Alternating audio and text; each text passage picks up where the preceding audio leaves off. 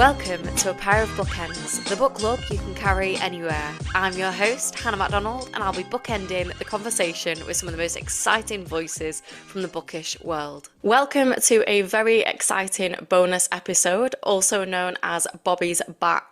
Back in November 2022, we interviewed Bobby Palmer all about his debut novel, Isaac and the Egg. And at a recent author event, Bobby, clearly assuming I wouldn't follow up on this offer, said that he'd return to the podcast if we wanted. And obviously, I wanted him to come back on to chat about his new book, Small Hours. If you don't know about Bobby, I don't know where you've been. He is an author, journalist, and podcaster. His writing has featured in GQ, Esquire, Men's Health, and Cosmopolitan, to name a few. His debut novel, Isaac and the Egg, was published in 2022 to much acclaim and was a Waterstones Paperback of the Year. He co-hosted the literary podcast Book Chat with Pandora Sykes, and his latest novel, Small Hours, was published by Headline Review in March. Here because I begged him. Welcome back, Bobby, to A Pair of Bookends. Well, thank you for having me. And no, you didn't need to beg. I was very happy to come back. It's funny. By November 2022. This was, I think, one of the first podcasts I ever did. Oh my God. Definitely one of the first. Definitely in the first 5. And it feels like a lifetime ago. But, yeah, I went back yesterday and listened to that episode. And I was like, yeah, that feels so long ago. And well, hopefully readers will be astounded by how much of a better broadcaster I am now. And I'm not saying yes, no, you've done your podcast. I was about to say, and I'm not saying and you know all the time, but I actually will be saying I do that all the time. All the time. Yeah, it's such a hard habit to beat, but I edit very well so that oh, fantastic. I cut out a lot of for my own benefit. Okay, well, please do me as well. So to start us off, we have to ask my favorite question, which is, what are you currently reading?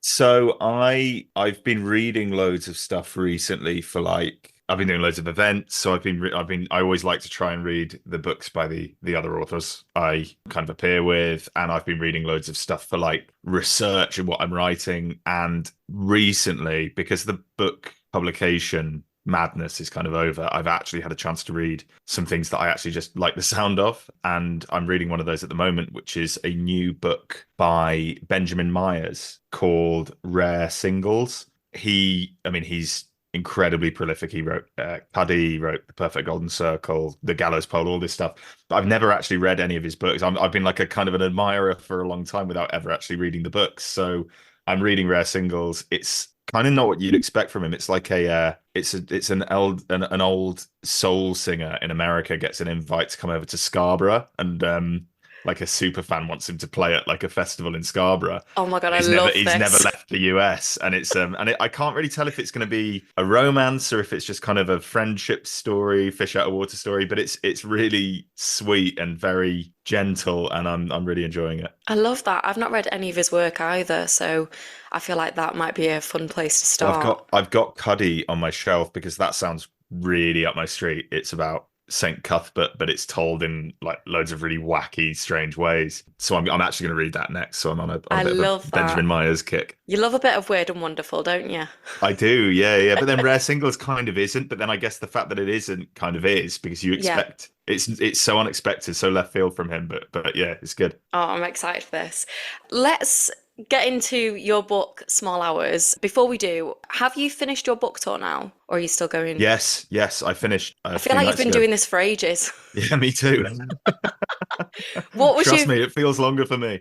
What was your favourite city? Oxford was really special, and not just because it's really, being invited to go and talk about your book in Oxford feels very literary and fancy. Yes. So when I got the invite, and it's Waterstones Oxford is a beautiful shot, I was really honoured. But what was really special about it is, I was interviewed by Cecile Pinn, who wrote Wandering Souls, and she's brilliant. But the audience was just, it's nice when you get like a really engaged audience and you end up kind of the Q&A spins off into like almost like a book group, and everyone was talking to each other and asking questions, and then asking questions of each other and asking questions based on each other's questions. It was amazing. Oh, I love that. And there were just so many people there who were really nice about Isaac and the Egg, and nice about Small Hours, but not a lot of people have read it yet. So most people there were there to hear about Small Hours, but so many people came up to me who kind of had a personal connection with that book Hmm. or had something they wanted to say about it, and that's been the really special thing about doing it this time around, is that Hmm. it's enough.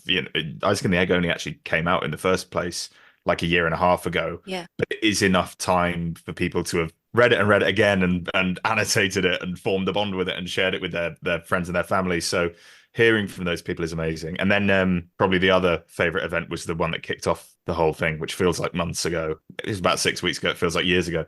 Uh, and it was at Toppings in Edinburgh, which is just like the most beautiful fairy tale independent bookshop. And they've Oh been man. huge supporters of my book. And Edinburgh is an amazing city. And it was also when one day the series had just come out. So Yeah. I was watching that at the time. So like being in Edinburgh felt very romantic. Oh Uh, man, I've never been to Edinburgh, and I feel like oh, it's I so nice. really want to go. I I had feel, never been until I started doing book stuff because it's such a artistic hub. It's such a yeah, bookish city that I've been up there several times to visit the bookshops and do events and stuff. And I just fell in love with it. I think if I had visited any earlier in my life, I would have been like, I want to be here all the forever. time. I want to, yeah, you But that's what I can't mean. drag me Like, away. I'm an actor, and every time I tell somebody that I've not been to Edinburgh, they're like, "How?" And I'm like, Yeah, "Do you that's know how sacrilege, actually. expensive it is to get there on the train?" But it looks so beautiful. The trick is Um, get your publisher to pay. well, yeah, that's smart. That's very smart. I'm disappointed a little bit that you've not mentioned Manchester, but I'll forgive you.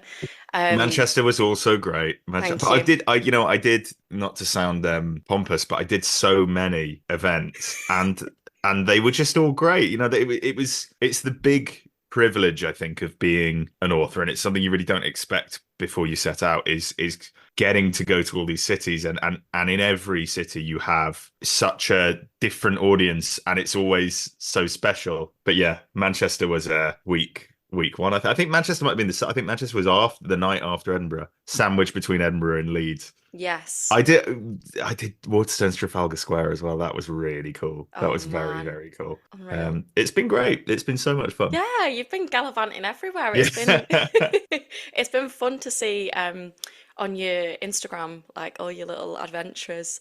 So yeah, let's talk about Small Hours. Could you tell the listeners what your book is about? Yeah, so I'm sure you've got this it's spiel down to a T now. well, you'd be surprised. I think I've actually kind of got worse at pitching Oh it the no. more I've been talking about it. It's about a young man called Jack who lives what thinks is a perfect life in the city. He kind of works a all-encompassing job, doesn't have many friends, doesn't have a lot of free time, but makes a lot of money.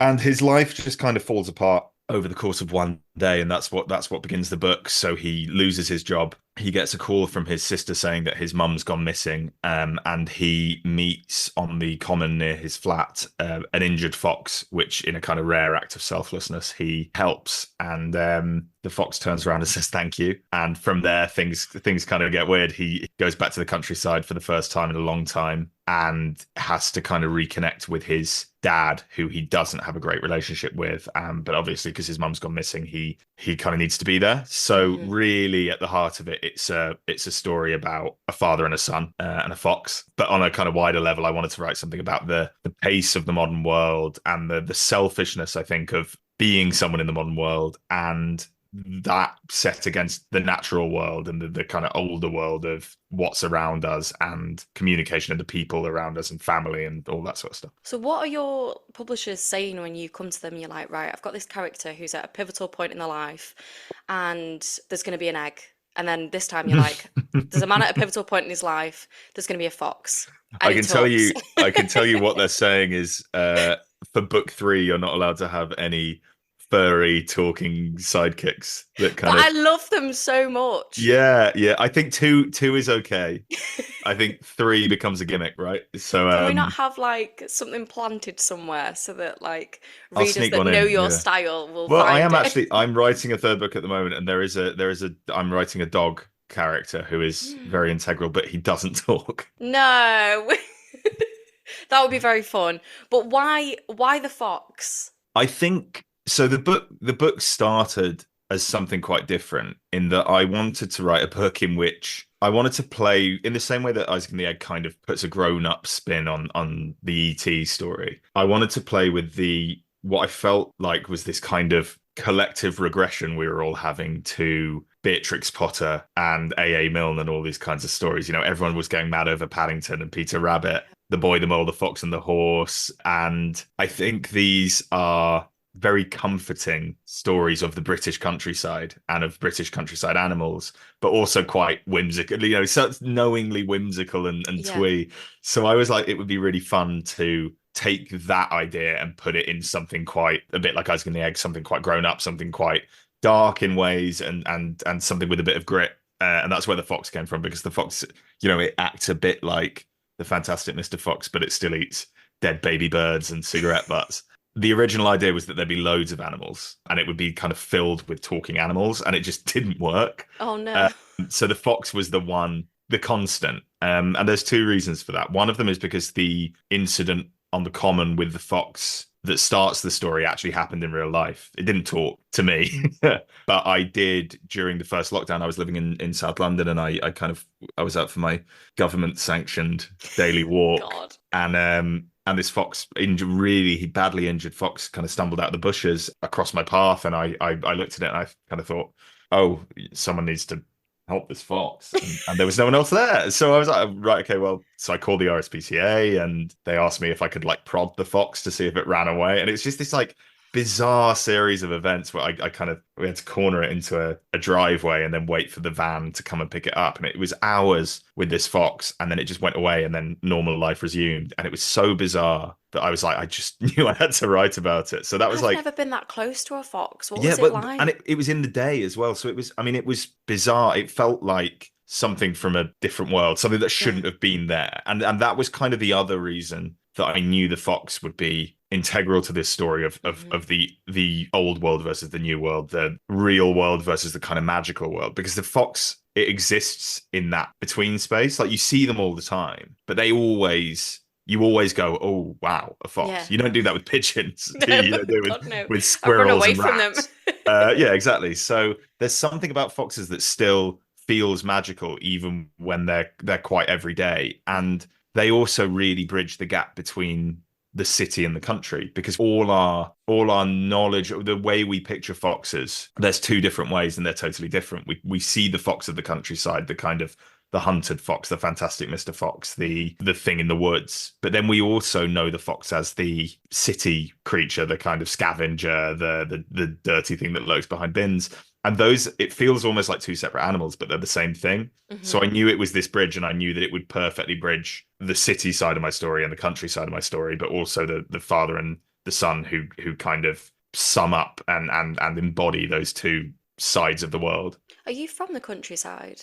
No. Well, yeah, kind of. I'm kind of from suburbia, so like I wouldn't say, I didn't grow up in the city, but I also didn't grow up in the very, very rural country. And a lot of the writing about, because I now do live in the countryside. I now live in the absolute arse end of nowhere, and it was a real learning experience writing about that. And I definitely wanted to kind of go on the journey with Jack of knowing nothing about the natural world, and then it kind of opening up, because that's what I've really felt about my relationship with the countryside as an adult, because I just wasn't interested in it as a kid. I was the weird kid sitting inside writing books in crayon. So I think things like camping and walking and bird watching, all the really cool stuff, has surprised me as an adult in how I've really opened up to that sort of stuff. Probably because I'm a dad. I wear fleeces now. Oh God, it's all happening. See, I was born in Manchester, so like I'm very much from the city, and I went to uni in Stoke, and that to me was like, this is the arse end of nowhere. Like, and Stoke's still technically like it's a small city. There's still sort of stuff going on, but it felt very dull to me, and I definitely don't have the sort of appreciation for the outdoors that I think a lot of people that grow up in more rural areas have.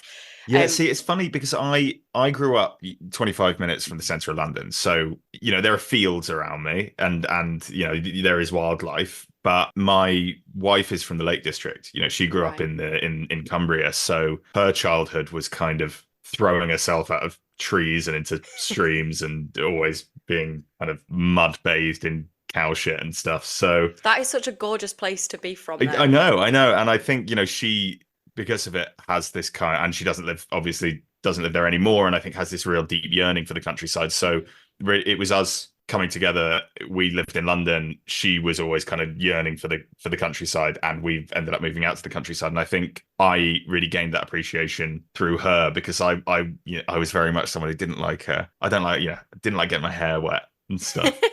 I'm quite pampered. I was quite a pampered guy, but now I love it. I love all that. And I I just read the love new that. David Nichols, which is I've not read it yet. I really so want to read that's it. all mostly set in the Lake District, and there are like places that I kind of recognize from visiting. But that's all about the joy of rambling, basically. And it's just I loved it. I absolutely loved it because I felt like I got it. And as Yeah. someone who really appreciated One Day when I Hmm. was younger, for the like young person elements of One Day, to enjoy the like middle-aged elements of You Are Here, it felt like a I'm just Full circle. David. Yeah, exactly.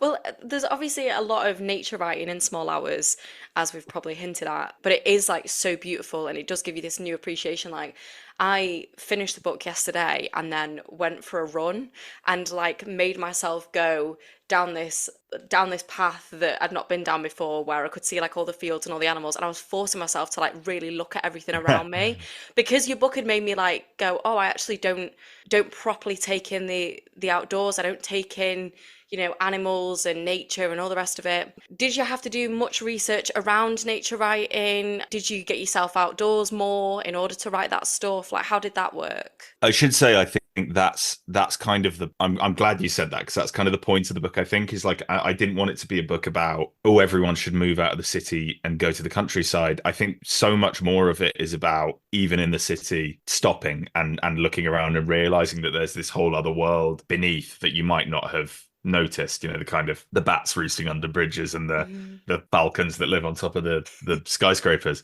I did have to research. So I weirdly, and this was not, I wasn't just kind of spending money on moving house just to research the book I was writing. I weirdly started this book, or I had the idea for the book when I lived in London, and then I moved to a kind of town on the outskirts of London. And then by the time I finished the book, I was living properly in the countryside. Mhm. So I was weirdly following Jack's journey and getting to know. I live in a village very much like the one in the book, so I didn't really have to research those things. The woods are based on the woods around where I live, which are actually kind of near the woods, or like part of the woods of AA Mill, the 500-acre wood. It's there. So a lot of it was just walking my dog and looking around and being like, okay, well, what does that tree look like? What can I see? What can I smell? What can I hear? Jack is a character who has never opened his eyes to this stuff, so is learning as we follow him. But then I was also writing his dad, Jerry, who is a nature nut and has spent his entire life in the great outdoors. So I also knew that I couldn't get by on the kind of naive wonder alone, and I actually had to really convince the reader that he knew his stuff. A lot of his character is just spouting nature facts. That's a kind of his point. So I did do a lot of reading. I read a lot of old Reader's Digest guides on Oh the God. mammals of Great Britain, bird watching books. I had apps on my phone to identify tree bark and bird song and all Oh this my stuff. God. And it was so much fun. Weirdly, it was so much fun to learn so much. And I hope that comes across in the book because there are so many I'm so good at pub quizzes now. If there's like a I I know can that if an imagine. owl's eyes are orange, it hunts in the day, and yeah, that kind of thing was it was a real joy to kind of establish and embellish Jerry's character specifically Yeah. because he was so far away from my experience, but also such a joyful character to write. Well, like I said, like it gave me a newfound appreciation for really looking at the outdoors. And yeah, normally when I go for a run, I'm just like head down, like just trying to get through it, just trying to find a new song that might power me through. But actually, yesterday, like actually looking around, it made the run so much more enjoyable. And there was like a robin that I spotted a couple of times, and I was hoping that, the robin might speak to me, but Let's he be didn't. So that was rude. But next time. yeah, hopefully. So you do feature the perspectives, well, the perspective of the fox, and there is another animal that creeps in somewhere. Why did you want to feature their perspectives? Because I think that is also an important factor in us really learning to appreciate nature and Yeah. So I actually thought you were going to say the human perspectives, and that's the reason for the animal perspectives. I always knew that it would come from the points of view of the family members, and the animal perspective. It's kind of like there's like an animal for each family member, and they're twin. I wanted the human world and the natural world to be really twinned in this book. So you have this idea of Jack and the fox kind of being the same. You know, they're the creature of the city that is also in the country, and they are full of contradictions and they're quite wily. But then also that you'd have Jerry as this lonely old barn owl, Jack's mum Hazel as this migrating swallow, and then Jack's sister Charlotte as the spiky hedgehog. That was always the kind of intention between those four animal perspectives. And Charlotte was a point of view character earlier on, but she actually came. I realized that her character was kind of better if you didn't hear what was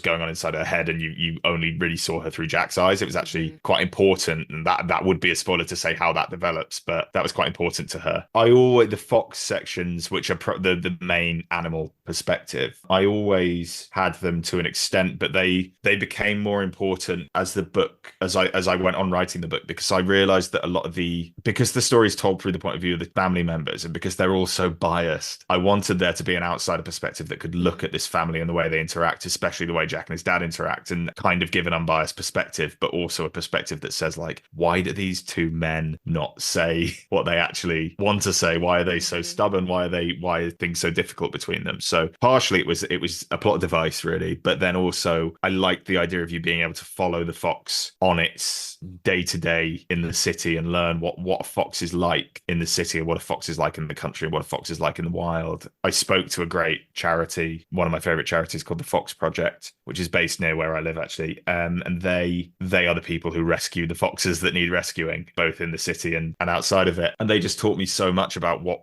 all our preconceptions about foxes and how they're all wrong and what amazing creatures they are. So I wanted this to be a book about foxes as much as it is a book about men, basically. Yeah, let's get on to that, because we know from Isaac and the Egg that masculinity is a theme that you're really interested in, and that was explored really well in Isaac and the Egg. But it also comes through a lot in Small Hours, but in sort of a different way, because we're looking at Jack through this sort of like identity crisis that he's having, and then we're also looking at this theme through the lens of his relationship with his dad.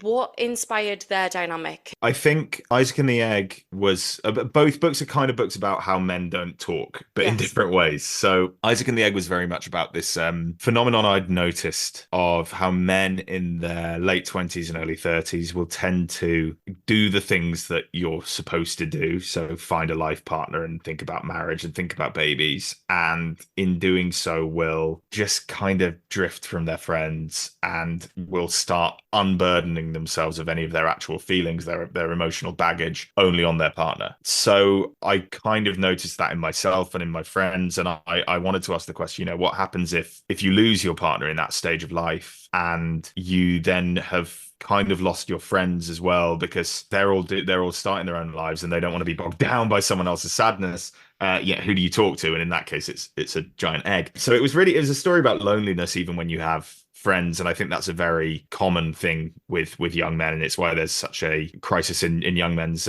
mental health, but also such a groundswell of interest in that topic, and of people wanting to make sure that men do talk to each other. This book is about the idea of how masculinity, how kind of the way we've been taught to be men for generations has been that you just get on with it, and you don't say what you actually feel. You look forward and you just kind of deal with it. I was kind of interested in writing about that from two generational perspectives. So there's Jerry, who comes from the stiff upper lip generation and is basically told don't be soft. And then there's Jack, who is from a generation that is very self-aware and is told, we can talk about our mental health and stuff, but we're also told every hour of every day has to be as productive as possible. And you have to win, and you have to succeed in your professional and personal life, and you have to compare your life to every other person's life all the time on social media. So it's kind of like two men who can't look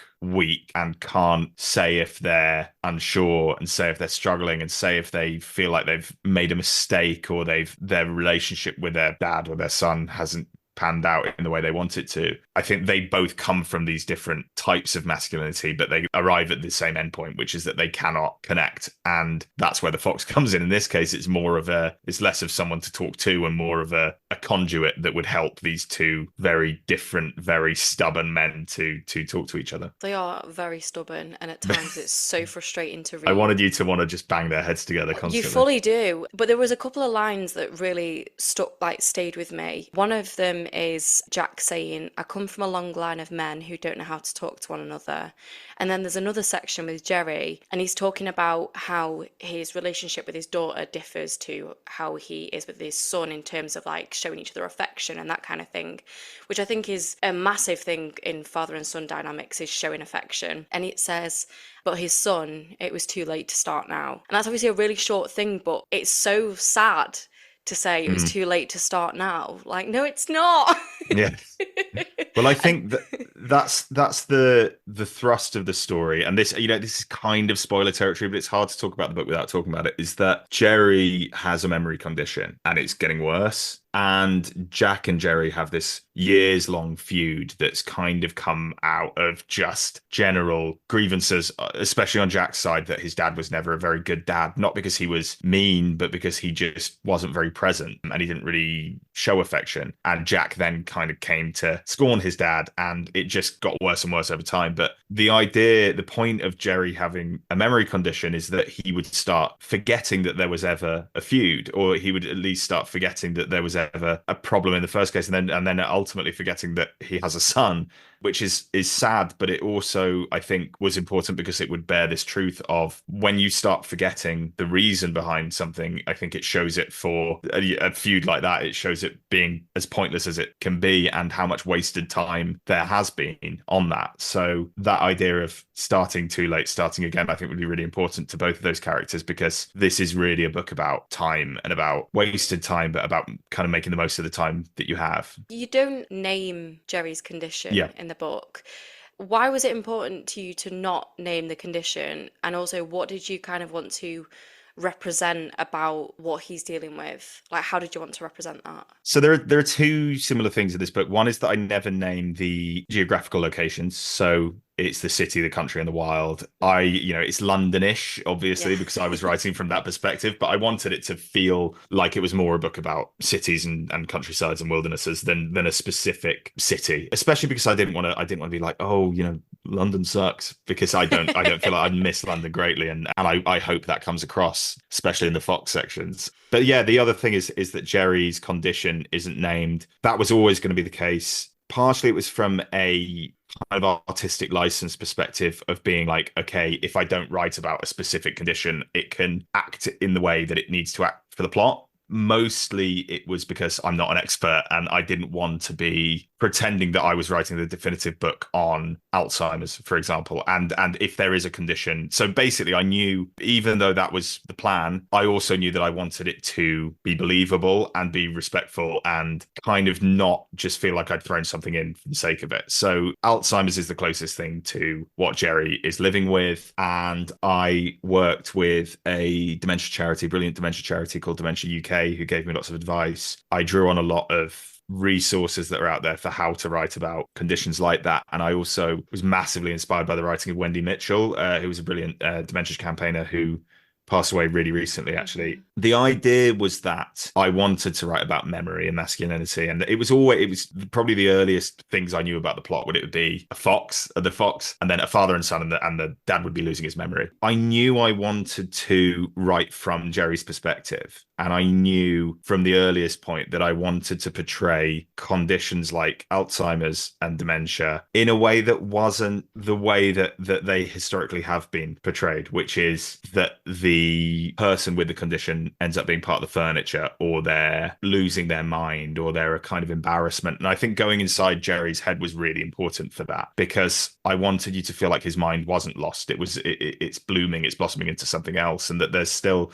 he's still there. He's just thinking differently. And you know, that was a lot of what I got from Wendy Mitchell's writing, was this feeling of people with dementia being treated like they're already dead, basically. You know, Yeah. it's the way that society kind of acts and the way that media has historically portrayed those characters. So language was really important. That was something I learned, is saying suffering from is not, you know, when you can say living with, that's kind of like, those are the kind of things we're talking about. And there's a line in the book actually that's like, what's Jerry's family's relationship to him? Are they suffering from him or living with him? You know, saying things like that someone wandered off, rather than just they actually know where they're going. They Yeah. just might not be going. It might not be entirely logical because the past and the present become intermingled. And then that was so important to how I wrote Jerry's sections, is that I really wanted to try and inhabit that mindset and actually write believably about how the mind kind of functions from a scientific perspective. And that's the idea of past and present, the boundaries breaking down, and Jerry having this fragmented text, which would be kind of the past and the present, and his train of thought at the same time. So his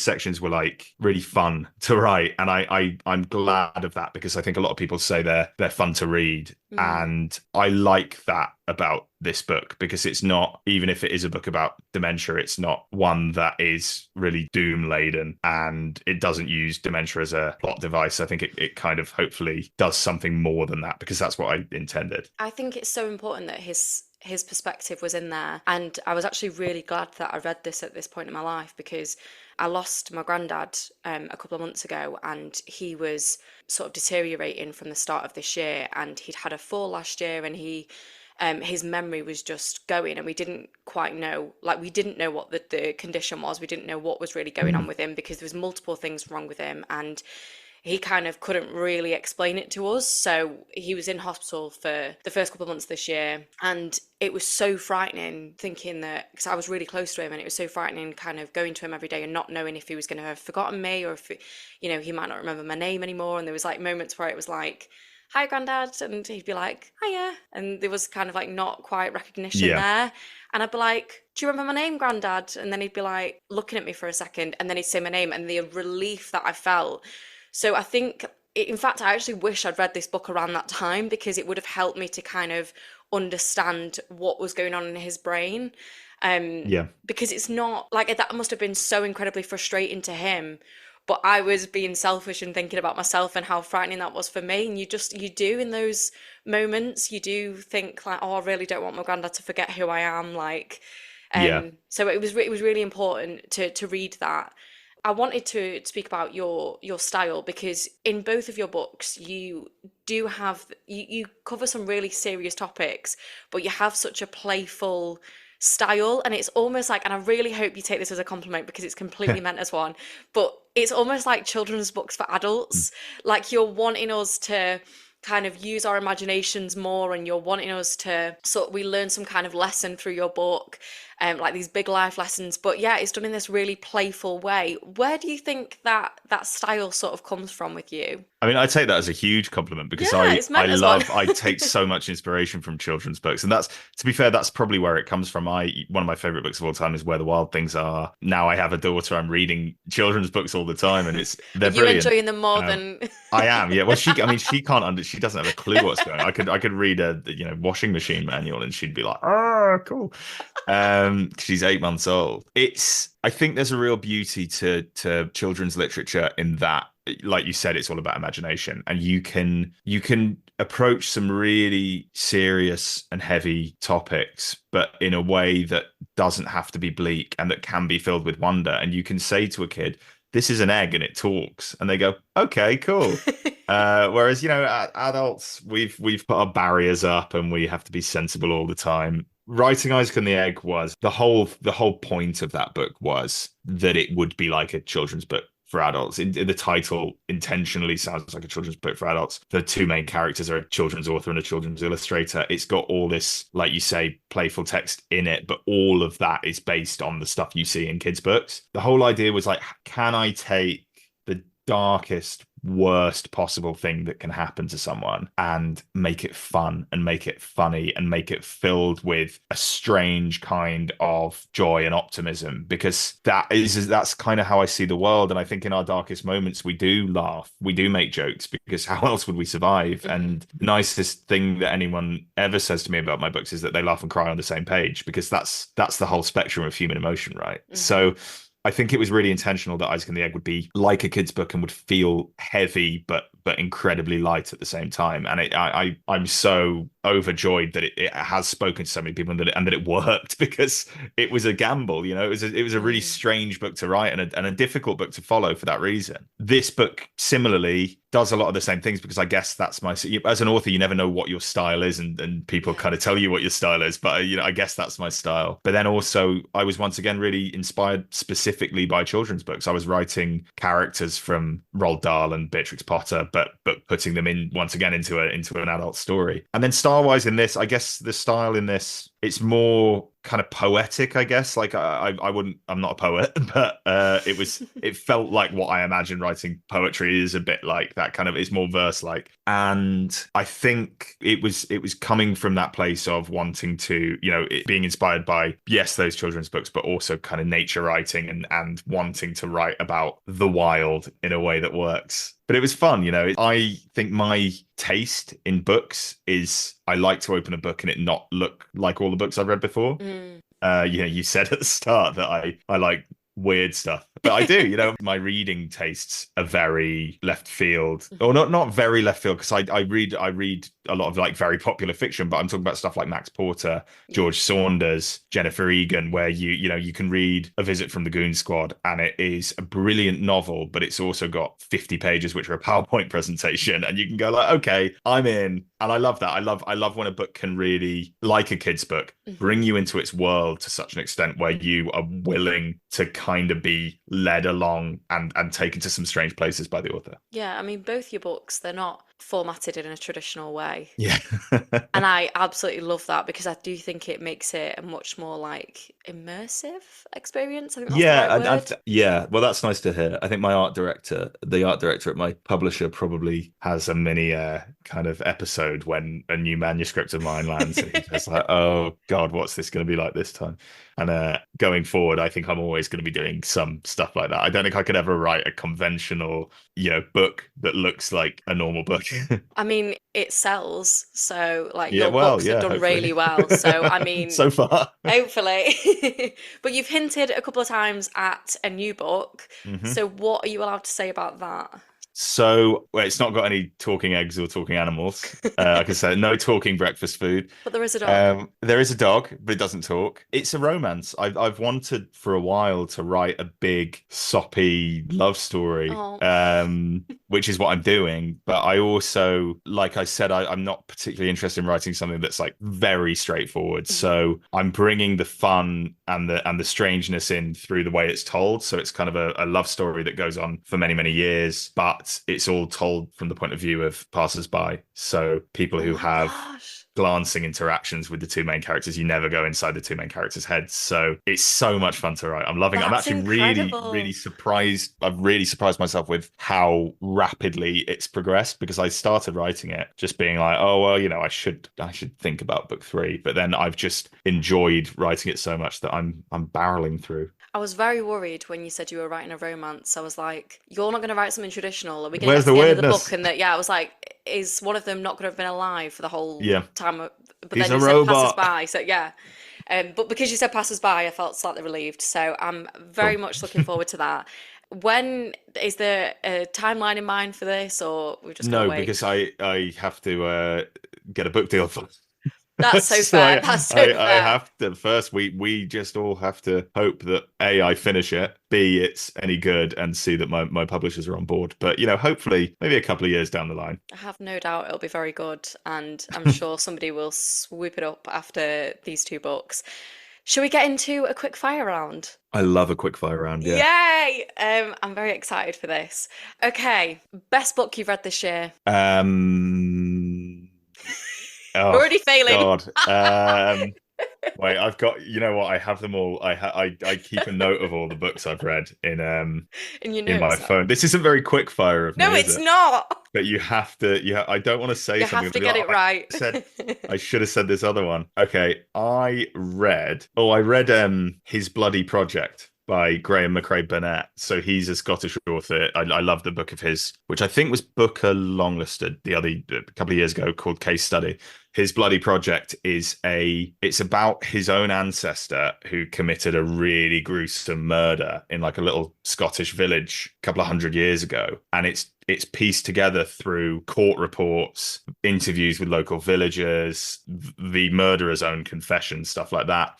But it's also just all made up. It's not a Oh true my story. gosh. So it's just loads of layers of like contradicting opinions, and like it keeps turning itself on its head. But then it's also got this added meta thing of being like you think it might be true, but it's not true. It's weird, That and sounds so I like fun. weird. So Yep. that was a good fun. Well, it wasn't good fun because it's incredibly grisly, but it was a really smart piece of writing that I was happy to have read. I'm adding that to my list. Okay. Comfort read.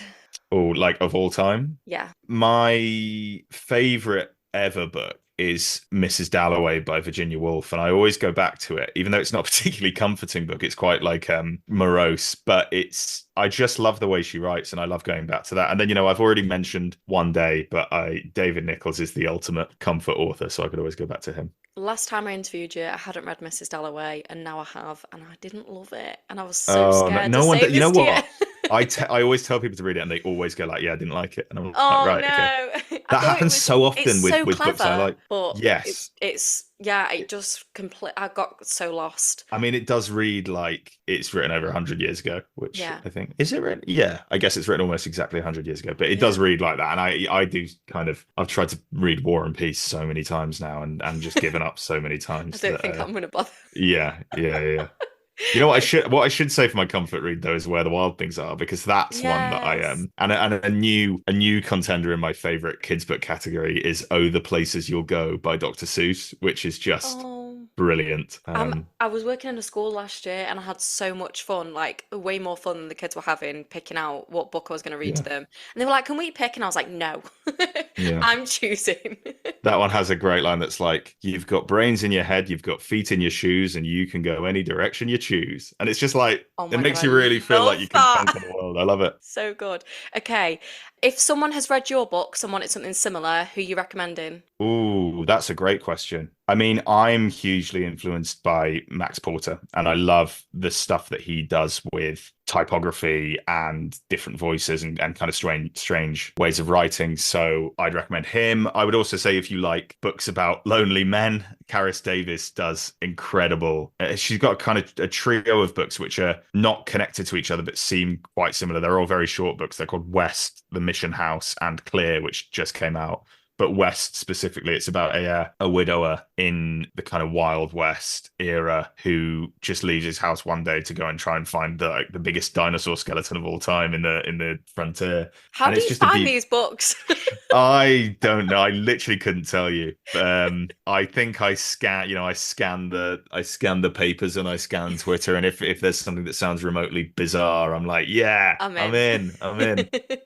I was going to ask your biggest inspiration, but it can be anyone. It doesn't have to be a writer. Well, I think one thing that's probably worth saying in the context of Small Hours is, I get so much inspiration from other books. I get so much inspiration from film and TV, but I actually took loads and loads of inspiration from music for this book. And there was like a playlist of songs that I listened to on repeat, and specifically one song called One with the Birds by Bonnie Prince Billy and kind of a load of classical composers. And it really feels like being in the woods, and it has all these like different instruments doing bird song, and it's a beautiful piece of music, and I would listen to it every time I sat down to write because it really evoked the feeling of the book for me. So in terms of musicians who inspire me, I have always been hugely inspired by a musician called Keaton Henson, who started out as an illustrator back when I wanted to be an illustrator, and then he became a singer-songwriter and is one of my favorites of all time. And his album Dear, specifically his song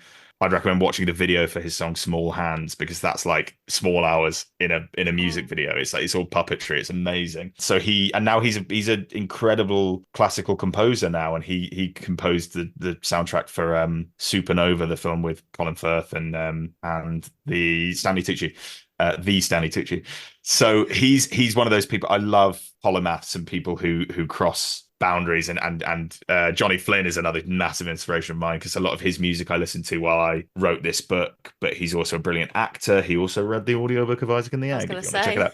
But I love those kinds of people who don't really see a hard stop between being, a musician and a poet and an author and an illustrator and an actor, because like Mm, I just think they have a real understanding of art and yeah. how it crosses boundaries. So yeah, Keaton Henson, Johnny Flynn, I would say. And are these playlists online? Have you made them public Yes, or? yeah. I mean, I shared it on Twitter a while back, but I'll send you a link so you can Yes, I want to put it in the listen. show notes. Yeah, yeah. Yes, please.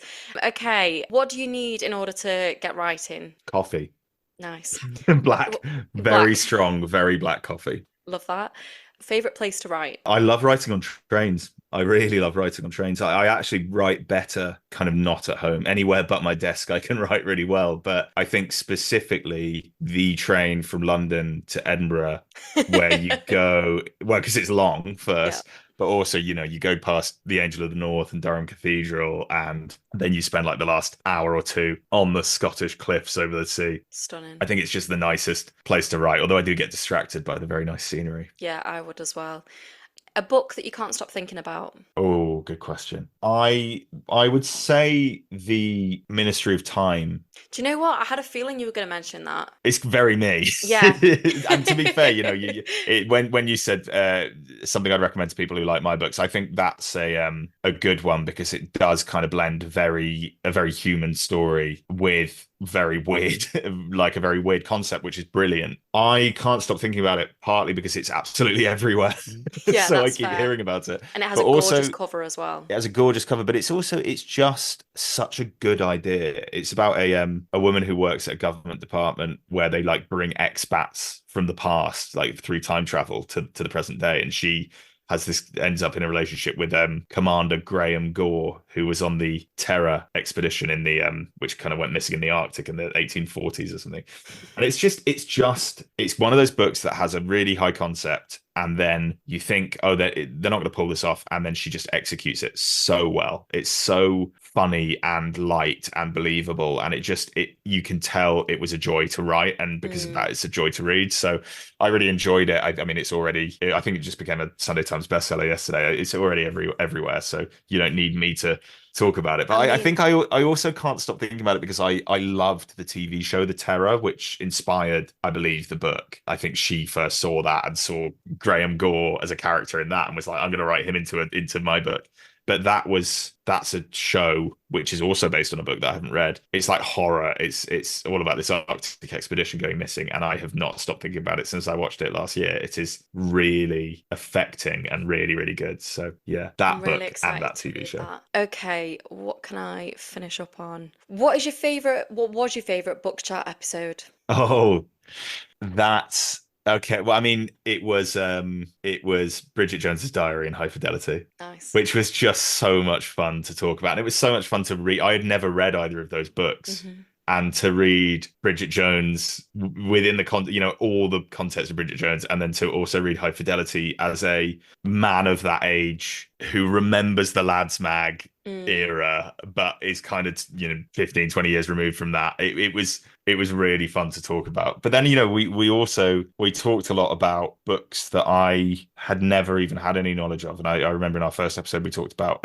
Tales of the City by Armistead mm, Maupin, and that was fascinating. And that was I think what I loved most about that show is that we really discovered a lot of books we'd never read before, and really fell in love with a lot of books we probably wouldn't have picked up, because we have quite different reading tastes, Pandora and I. I should say we're still doing you're still doing it on. we're still doing the odd episode, but on Pandora's Substack Books and Bits. So I'll we've link that in the actually, show notes because I subscribed and I absolutely love it. I listened to the newest one, the Talented Mr. Ripley Talented one. Mr. I Ripley, yeah. So loved it, and I've not seen the yeah. film, so I'm really excited to watch the film Oh, now. you've never seen the film? No, never Okay, the seen it. film of the Talented Mr. Ripley is just brilliant. It surpasses the book. It surpasses the TV show. It is an all-time great. I'm very excited, and Jude Law, stunning. And Jude Law looking golden. Yeah. No more to be said. Okay, my last quick fire question is off the back of book chat. What is one author you're still meaning to get to? Well, I would have said Benjamin Myers, because, But but you're already I'm there. reading that. So one author I am looking to get to is Percival Everett, because Nice. he's got like 5 or 6 different books that for different reasons I have been like, oh, that sounds great. I want to pick that one up. His novel Erasure was adapted into American American Fiction, Fiction. which was one, I think it won the Oscar for Best Adapted Yeah. Screenplay. But he also wrote James, which is the Huckleberry Finn reimagining. The Trees, I think, was on the Booker list a couple of years ago. There's another one as well. He's just one of those authors where you're like, wow, you have this incredible backlist that I've never broken into, and I know as soon as I start reading him, I won't be able to stop. So yeah, I'm really looking forward to trying him. I've not read any of his books yet, and my cousin couldn't believe it when I said it the other day, and she immediately sent me home with like 3 of his books, and I was Yeah, like, okay, yeah. fine. I love So, discovering an author and then realizing they've written loads of books and being like, yeah, I no, actually had that's that. such a treat. I had that recently with Mohsin Hamid, and I Yes. read Exit West, and then I immediately read The Reluctant Fundamentalist, and then I immediately read, what's his most recent one? The Last White Man, I think it's called. Yeah. And then there are other ones of his that I want to read, and he is one of my favorite authors, like favorite contemporary authors. So having that discovery is always great. Yeah, and it is such a great podcast, book chat, in encouraging Thank you. people to not, just go for all the shiny new releases and actually Yeah. encourage you to go back and look at your shelves and be like, what have I not read yet? I'm really trying to get to High Fidelity because I've never read it, and it was sat on my shelf, and I was like, I'm not going to listen to that episode until I've read this book, and then I ended up listening to it anyway because I've run out of episodes. So So my final question before I let you go is obviously we love to finish off episodes by asking for a cultural recommendation. And as I said to you before, no pressure, but last time you did recommend The Bear, and it's one of the best things I've ever watched. So So I was going to recommend Keaton Henson, and then I already did it earlier in the episode. So I will recommend a film. And on the topic of always seeming to recommend things about broken masculinity, I think this might be my favorite film ever. It's called Another Round. It's Danish, and it's about 4 men, Mads Mikkelsen being one of them, who come across they're teachers, they're middle-aged, they're kind of languishing a bit, and they come across a study that says that humans operate optimally at like a certain level of like just a bit drunk. So they decide on a daily basis to stay via breathalyzers at like a level of tipsy. And it's the kind of idea that in the hands of a lesser director and crew and cast would have been like a silly frat boy comedy. But it is one of the most brilliant and incisive and tender depictions of what it's like to be a man in a male friendship group, but also of Northern Europe's, including ours, our kind of really weird relationship with drinking and socializing and how men need alcohol almost to connect with each other. It's fascinating. Yeah. It covers so much ground, and it has so much nuance. It's not just a film that's like drinking's bad, but it's also not a Yeah. film that's like drinking's really funny. It's just very, very smart, very funny, very affecting. And that's a film I haven't stopped thinking about once since I first watched it. And I recommend it to everyone. I'm gutted I've never seen this, but I'm also excited that I can now watch it. That's a It's really got a great great, it's weirdly, recommendation. it's got like and you don't get this enough in kind of like indie dramas. It's got like a great song. There's like almost like a theme song. And it's so good. It's like Mads Mikkelsen does this very, very long, almost interpretive dance to it, and it's brilliant. It's like that makes it sound wackier than it is. It's actually a fairly straight film, but it's just stylistically beautifully done, and it's so smart. I'm so excited to watch this. Thank you. For our listeners, you can buy Small Hours and Isaac and the Egg in all good bookshops. And I will also pop a link in the show notes. I'm going to get the playlist off Bobby and link that in the show notes. And I'm also going to link to Pandora's Substack Books and Bits, where you can subscribe to get new episodes of Book Chat, which are always the best. I need to ask, where can our listeners find you on social media? I believe it's at Bob It's at Palmer. the Bob Palmer, The Bob Palmer. which The. I chose when I was about 13 years old. So please don't judge me. It's an excellent handle. Thank you so much, Bobby, for joining me today. It's been a pleasure as always chatting to you. Thanks for having me. Thank you. And for our listeners, if you want to give us a follow, you can do so at A Pair of Bookends Pod on Instagram and at A Pair of Bookends on Twitter and TikTok. And thank you so much once again. Goodbye.